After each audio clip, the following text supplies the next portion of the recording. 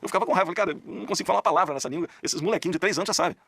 Ele nasceu ouvindo aquilo, ele nasceu imerso naquela linguagem, né? Então, quanto mais você tiver imerso numa linguagem, mais fluência você vai ter, né?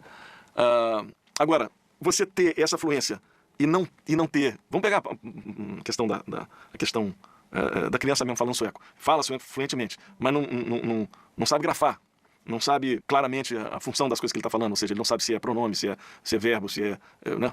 Não sabe gramaticalmente aquilo que ele está falando, não está entendendo gramaticalmente, não vai estar completo naquela linguagem. Da mesma forma na música. Se você só tem o som e saber onde está o som, e saber representar o som, isso não te faz ainda um músico completo. Você vai ter limitações.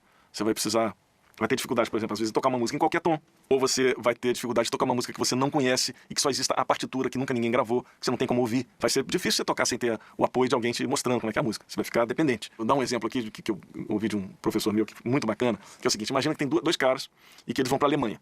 Então os caras estão indo daqui a 2 semanas para a Alemanha.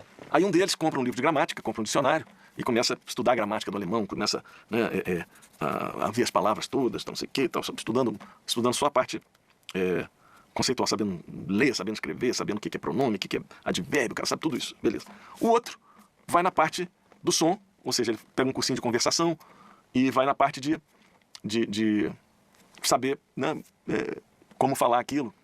Porque tem muita língua que às vezes você tem que ensinar a sua boca a falar de novo, né? A língua vai para uns lugares que não tem costume de ir no português, por exemplo, ou na sua língua natal. Então, esse cara foi direto nisso, aprender, ensinar, né, o aparelho fonador dele a colocar as coisas no lugar certo, para ter o sotaque correto, e treinou só a conversação, pegou aqueles livrinhos, né, de turista, assim, né? Quanto custa? Meu nome é... como se chama? Né? O básico, assim, né? Aí esses dois caras, um que só estudou a parte analítica, né, e tal, esses dois caras, eles... foram para a Alemanha. Chegou lá, esse cara que estudou a parte gramática, ele não conseguiu sair nem do aeroporto, né? Ele ficou no aeroporto porque ele não sabia chamar um táxi, ninguém entendia o que ele falava, ele não entendia o que ninguém falava, ele não pegou a conversação, não sabia como é que era o som, né? O outro rapidinho, né, já conseguiu sair, já conheceu bons restaurantes, já sabia como pedir um prato, tal, não sei o quê. Qual é a moral da história? O que a gente chega à conclusão? É que se você ficar só na parte de gramática, você não vai chegar a lugar nenhum, vai ficar parado no aeroporto. E se você estiver só no livrinho de frases, você vai até conseguir um resultado rápido, vai conseguir, né, sair do aeroporto, como eu falei, conseguir chamar um táxi, etc., em um restaurante. Mas, se você resolver morar naquele lugar, resolver ir para lá mesmo, morar, só com isso você não vai conseguir arrumar um emprego, você não vai passar nem na entrevista, né? Você vai chegar na entrevista de emprego e não sabe nada, não sabe conectar as coisas. Então, o ideal, e o que vai te levar realmente a resultados mais rápidos, é você aliar essas duas coisas. O estudo mais formal, conceitual, aprendendo regras de gramática, né, ao mesmo tempo que você vivencia essa nova linguagem, no caso a música aqui para nós, na prática. Vivencia o som, vivencia como é que a gente toca esse instrumento. Então, esses 4 níveis de consciência musical são a base do que a gente trabalha. O Fica Dica Prêmio é muito, vamos dizer assim, o backdoor do Fica Dica Prêmio está todo com esse conceito por trás. Você vai ver isso nas aulas, você vai sentir isso nas aulas.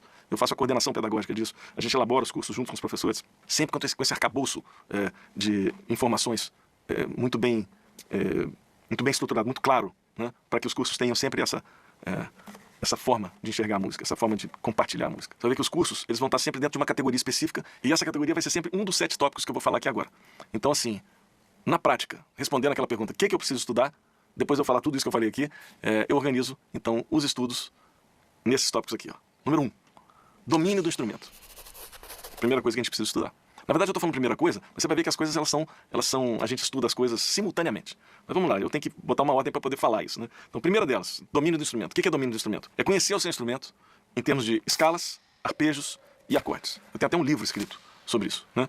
Escalas, eu vou tentar dar uma resumida para você aqui, rápida, porque são muitas, mas você não precisa saber todas. Porque todas, ninguém vai saber, porque eu posso inventar a escala neussiana, que faça uma escala completamente louca, com 3 oitavas diferentes. Então, cada um pode inventar uma escala diferente. Mas tem as escalas, tem um número fechado de escalas, que são as escalas que a gente, de fato, usa na maior parte das músicas, para tocar a maior parte das músicas. As melodias são construídas em cima dessas escalas. Então, são as escalas diatônicas, que é a escala maior e as 3 formas da escala menor, as escalas pentatônicas, maior e menor, a escala de blues, maior e menor, as escalas simétricas, que é a escala diminuta, tons inteiros, e também a escala cromática, e os modos gregos, que são os modos gerados pelas notas naturais, jônio, dórico, frígio, lídio, mixolídio, eólio e lócrio, e os modos artificiais, que são os modos gerados pela escala menor harmônica e pela menor melódica. Se você souber essas escalas aí que eu estou falando, você já está bem na fita, não precisa saber muito mais que isso não. Claro que se você, eu quero estudar a escala maior harmônica, eu quero estudar pentatônica com sexta, eu quero estudar não sei o que, ok, vai nessa, não tem problema nenhum.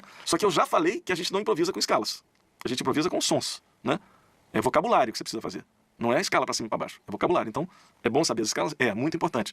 Mas eu não vejo muito sentido da gente gastar um tempo estudando escalas que a gente pode estar deduzindo. Se eu quero tocar uma escala menor, pentatônica, e botar uma sexta, eu boto uma sexta. Não preciso ficar estudando a digitação da escala com a sexta. Eu só coloco a sexta porque eu sei onde a sexta está, no momento que eu entendo o braço do instrumento. Então, a primeira coisa é isso. Domínio do instrumento, que são as escalas, são os arpejos. E o que são os arpejos? Os arpejos são os arpejos, basicamente, dos 7 acordes básicos que existem, porque o arpejo é o som de um acorde melodicamente. Então, se eu faço, por exemplo, deixa eu dar um exemplo para não ficar tão vago. Eu fiz aqui, né? Aquela hora não, eu fiz o Ré meio diminuto, esse é o som do acorde, e esse aqui é o som do arpejo do acorde. Né? É o som melódico, o arpejo é o som melódico de um acorde. E tem 7 tipos de acordes que a gente precisa saber o som deles melodicamente. É o acorde sétima maior, o menor com sétima, o dominante, menor com sétima e quinta diminuta, que foi esse que eu fiz aqui agora, o diminuto, o sétima maior com a quinta aumentada e o menor com a sétima maior. São 7 tipos.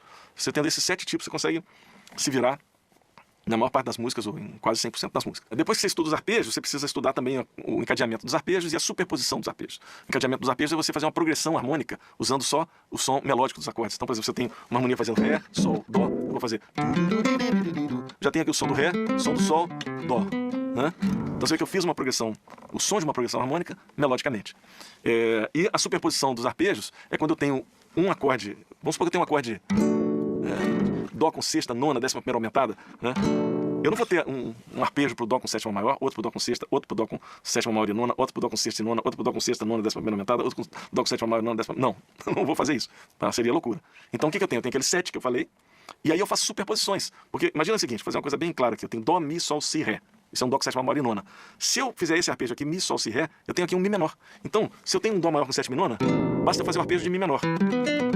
Que ele já vai me soar o acorde de Dó maior com a nona. Né? Se eu tenho sexta, nona, 11ª aumentada, que é o exemplo que eu tinha começado ali, basta eu fazer um arpejo, ó, sétima maior, sexta, nem dá pra tocar tudo.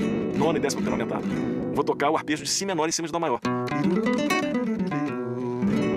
Sacou? Então eu faço uma superposição de arpejos, eu não preciso aprender um arpejo novo. Eu vou tocar ali um arpejo de Si menor em cima de um Dó maior. Isso é o que a gente chama de superposição de arpejo. E a outra coisa que a gente tem que estudar são os acordes. Né? Os acordes é um mundo. A gente tem os 7 acordes básicos, que são esses aí, os mesmos arpejos, sétima maior, menor que sétima, dominante, menor que sétima, quinta diminuta, diminuto, sétima maior, quinta aumentada, menor que sétima maior. Mas a gente ainda tem 3 acordes que são variações disso aí, é o acorde maior com sexta, menor com sexta e o acorde suspenso. Então são 10 acordes. Eu tenho uma aula que está até no YouTube, de 0 a 160 acordes em 50 minutos. Assista essa aula lá que você vai ver do que eu estou falando. Então a gente precisa entender esses acordes, saber como monta esses acordes, saber as inversões desses acordes, saber como colocar as notas de tensão, nona, 11ª, 13ª, e saber os encadeamentos. Então esse é o estudo de domínio do instrumento. Primeiro, então, quando você entra no Fica Dica Prêmio, o primeiro tópico lá, a primeira categoria de cursos é domínio do instrumento. Então tudo em relação a isso, escalas, arpejos e acordes, está ali. Né? Depois o segundo item, técnica. Técnica tem a ver com a execução das notas, né? Como é que você vai executar no seu instrumento as notas. Na guitarra, mais na guitarra até que no violão, a gente usa palheta. Apesar de que a gente pode também usar palheta no violão. Isso não é problema nenhum. Aqui no Brasil, a maior parte dos violonistas não usa palheta, usa dedos, né? Que é uma coisa que vem muito da formação erudita. Mas se você pega nos Estados Unidos, ou mesmo na Europa, o pessoal da música popular toca muito de palheta, né? No violão de palheta. Meu violão de nylon, de aço, tal, toca de palheta. Eu misturo, eu toco coisas de palheta, toco todas coisas com dedo, tal. Sou um cara meio, assim, vou no mix disso aí, achando a minha sonoridade. Então, a técnica, ela tem isso, né? Tem mão direita e mão esquerda. Então, desenvolver a precisão, eu tenho um exercício que eu chamo de pirâmide rítmica, que é bem interessante, que é você saber subdividir um tempo, né? Em 2, em 3, em 4, em 5, 6, 7, 8, né? Subdivisões diferentes, né? É você saber mudar de uma para outra de forma precisa. Timbre, o som que você está tirando do instrumento, o uso dos artifícios, né? As ferramentas de expressão, bendings, vibratos. Então, tudo isso tem a ver com técnica. Né? Então, esse é o nosso segundo tópico aí de estudo. Primeiro, domínio do instrumento. Segundo, técnica, que vai envolver mão direita e mão esquerda. E se for num piano, as coisas técnicas também de mão direita e mão esquerda. Se for um violino, uma bateria, o instrumento que você estiver tocando. Né? Terceiro, leitura. Quando eu falo de leitura, eu falo leitura de nota e falo também leitura de cifra, ou só leitura rítmica. A leitura é um tipo de prática que é de reflexo, né? Você tem que aprender a ter esse reflexo. Você vê o compasso, você vê as notas e já consegue reproduzir aquilo no instrumento por reflexo, né? A gente tem um curso que deixa isso, que começa bem do zero. Às vezes a pessoa fala assim, não consigo ler à primeira vista, não sei, eu consigo ler, mas nunca à primeira vista. Cara, depende do material. Então, por exemplo, a primeira coisa que você tem que ler lá no curso de leitura é um material que só tem uma nota. Só tem uma nota e 2 tipos de figura. Você vai ter semibreve, num compasso 4x4, ou mínima. Então, ou você vai ter uma nota, e todas são nota dó, pego lá no violãozinho. Então, ou você vai ter essa nota por 4 tempos, né, num compasso 4x4, uma semibreve, vale 4 tempos, ou mínima, então, que vale 2 tempos. Então, você vai estar lendo, não tem como errar. 1, 2, 3, outra semibreve. Agora uma mínima, outra, semibreve, semibreve, mínima, mínima, semibreve, mínima, mínima, mínima, mínima, semibreve. Pô, não tem como errar. Você vai ler à primeira vista, vai sair do outro lado feliz da vida, né? Então lá a gente faz um curso que vai acrescentando aos poucos. Na próxima aula você vai ter uma coisinha a mais, depois uma coisinha a mais, uma coisinha a mais.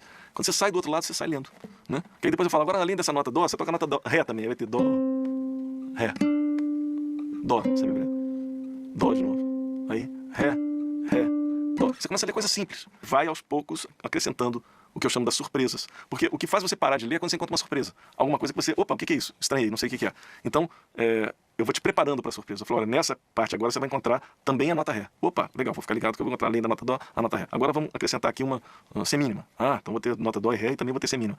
E assim por diante. Então você vai ver que o processo é muito legal, é divertido e você vai sair do outro lado lendo. Impressionante. Quarta coisa que a gente precisa estudar, quarto tópico, a gente precisa entender teoria e a gente precisa trabalhar a nossa percepção. Então, teoria e percepção, que são matérias bem importantes para entender as questões básicas de escrita, né? E também como você ouve e sabe e consegue reconhecer aquilo e pode escrever aquilo que você está ouvindo, né? Eu tenho um curso que é bem completo sobre isso, que chama Tirando Música de Ouvido, então tem bastante material nesse sentido. O quinto tópico é harmonia.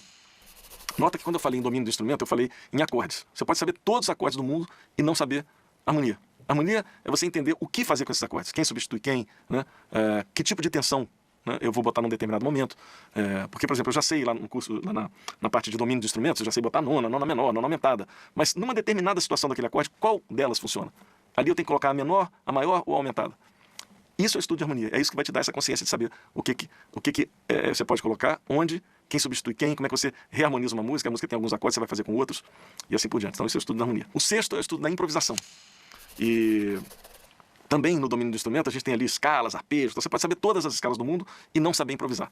Improvisar é muito mais que isso. Improvisar é fazer vocabulário. Improvisar é entender o relacionamento das escalas com os acordes, né? Que escala que tem o som de qual acorde, como é que funciona isso? Como é que eu desenvolvo um texto? Como é que eu crio um vocabulário? Como é que eu desenvolvo um texto, ou seja, o meu solo? Como é que eu vou fazer isso de forma espontânea, né? Quando eu falo isso, que você pode saber todas as escalas do mundo e não saber improvisar, você pega um músico, por exemplo, de orquestra, que precisa saber todas as escalas, etc., mas não tem a vivência de improvisar. Ele pode saber todas as escalas e não vai saber improvisar. Por isso que foi fundamental lá quando eu tinha meus 20 anos, quando o Joe Diori me mostrou isso. Ele falou, olha, pode saber todas as escalas do mundo e não saber improvisar. Você vai precisar ter vocabulário. É isso que você precisa desenvolver. E o sétimo item, o sétimo tópico, talvez seja o mais importante. Talvez não, eu acredito que é o mais importante. É aquele que o Gamela trabalhou comigo. É repertório, saber tocar músicas, né? É para isso que a gente procura um curso de música. A gente quer aprender músicas. A gente não procura um curso de música para aprender a ler, não procura um curso de música para aprender escalas ou técnicas. Você procura um curso de música porque você quer aprender a tocar músicas, né? E o repertório ele é mais importante porque quando você estuda o repertório, automaticamente você tem que estudar tudo isso. Você tem que estudar o domínio do seu instrumento, tem que estudar técnica, leitura, entender o que está acontecendo ali, a teoria, a percepção, a harmonia, saber improvisar, né? Então, isso já te dá uma visão bem completa. E repertório tem o seguinte, tem algumas músicas que a gente precisa saber, ponto final, né? São músicas que todo mundo toca. Eu costumo brincar o seguinte, o repertório são aquelas músicas que a gente sabe de cor. Essas são as músicas que fazem parte do nosso repertório. A gente tem que conhecer a música, né? Eu costumo brincar assim, a pessoa vai num aniversário, o pessoal, vamos cantar parabéns pra você. Aí você fala, sim, vamos. Alguém tem a partitura aí, por favor? Porra, não. Tem que saber cantar parabéns. Então tem algumas músicas que todo mundo tem que saber. Esses são chamados standards. As músicas que são clássicas, são assim, todo mundo toca. Nos nossos cursos de repertório, a gente está sempre trabalhando aquelas músicas que são as músicas que você vai sempre ser requisitado a tocar, né? Desse repertório, né? Mais da MPB, da Bossa Nova, tal, do jazz. E agora a gente está cada vez mais implementando com um repertório mais eclético, de pop rock e tal. Então é isso, eu tenho até uma lista que eu fiz, as 50 músicas que você precisa ter debaixo da mão, né?